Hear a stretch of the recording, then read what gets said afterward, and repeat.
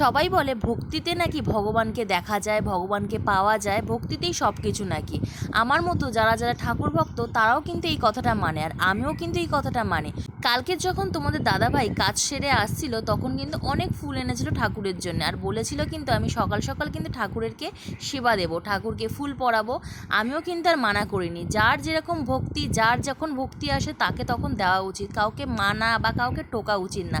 তাই দেখো আমার বর কিন্তু একদম ধৈর্য সহকারে কিন্তু মালাগুলোকে কেটে কেটে যার যেরকম মালা যতটা প্রয়োজন ততটা কিন্তু দিয়েছে, আর খুব সুন্দরভাবে সাজিয়েছে। এমনি কিন্তু কোনো যদি বলি যে আলু কেটে দাও, আলু ভাজা করব, কিন্তু কেটে দেয় না। দেখো আজকে দেখো নিজের হাতে ফল ছাড়িয়েছে, নিজের হাতে ফল কেটেছে, ঠাকুরকে সেবা দিয়েছে, ঠাকুরকে সুন্দরভাবে সাজিয়েছে। এমনকি আমার ছোট্ট লাড্ডু গোপালকেও দেখো কত সুন্দর ছোট্ট একটা মালা করে কিন্তু ওর গলায় পরিয়েছে। এই যে বড় গোপালটা দেখছো, এর নাম কিন্তু গোলু সোনা। এর নাকটা কিন্তু একটু ভেঙে গেছে, কারণ এই বাড়ি থেকে ওই বাড়ি করতে করতে কিন্তু মাটির ঠাকুর তো নাকটা একটুখানি ভেঙে গেছে।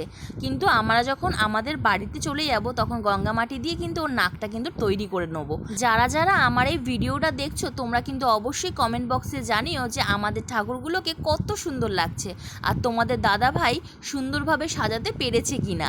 এই ভিডিওটার সাথে কিন্তু অন্য কোনো ভিডিও অ্যাড করা যাবে না, ভিডিওটা কিন্তু এইটুকুনি। আর এই রকম সুন্দর সুন্দর ভিডিও পেতে গেলে কিন্তু আমার চ্যানেলকে সাবস্ক্রাইব করে রাখতে হবে। তো দেখা হচ্ছে অন্য একটা ভিডিওতে, টাটা।